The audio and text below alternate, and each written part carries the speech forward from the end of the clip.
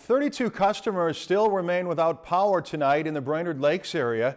Crowing Power representatives say about 7,500 people in all lost power at about 6 this morning during a violent storm. The severe weather ripped up trees, caused water shortages, and tore off a roof. Shane Lee has more on the damage. Strong winds started coming up about 6 o'clock. Brainerd Fire got dispatched to numerous calls. About 7 o'clock, some straight line winds, we're roughly guessing around 70 miles an hour, came through. It was really dark. There was lots of hail, and if you looked outside your window, you saw things blowing around. It was loud. There's lots of rain, lots of rain. Amazingly, no injuries occurred here at the Cypress Court apartment complex, where 24 units were affected as a portion of the roof tore apart from the building.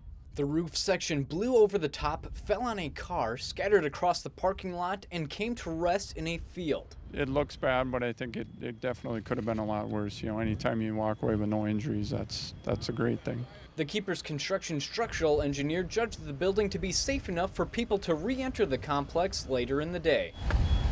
There's a lot of water damage inside. There are some sheetrock pieces down, but for the most part, the interior is in pretty good shape. This apartment damage was the biggest storm damage that we had, but I think everything is pretty much under control here now. Elsewhere, downed trees damaged major transmission lines from Minnesota Power and Great River Energy, leaving 3 Crowing Power substations inoperable. We've got numerous trees down, numerous power lines down.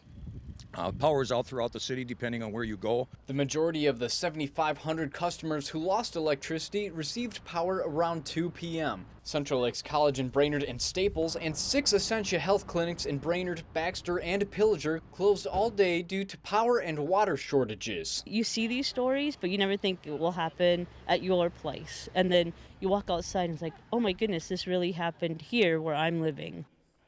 Brainerd Public Utilities has experienced a drop in water pressure and has issued a precautionary boil order for their water customers. Customers should continue boiling, drinking, and cooking water until further notice. Updates can be found by visiting our website lptv.org and clicking on links in the Lakeland News tab. If you've enjoyed this segment of Lakeland News, please consider making a tax-deductible contribution to Lakeland Public Television.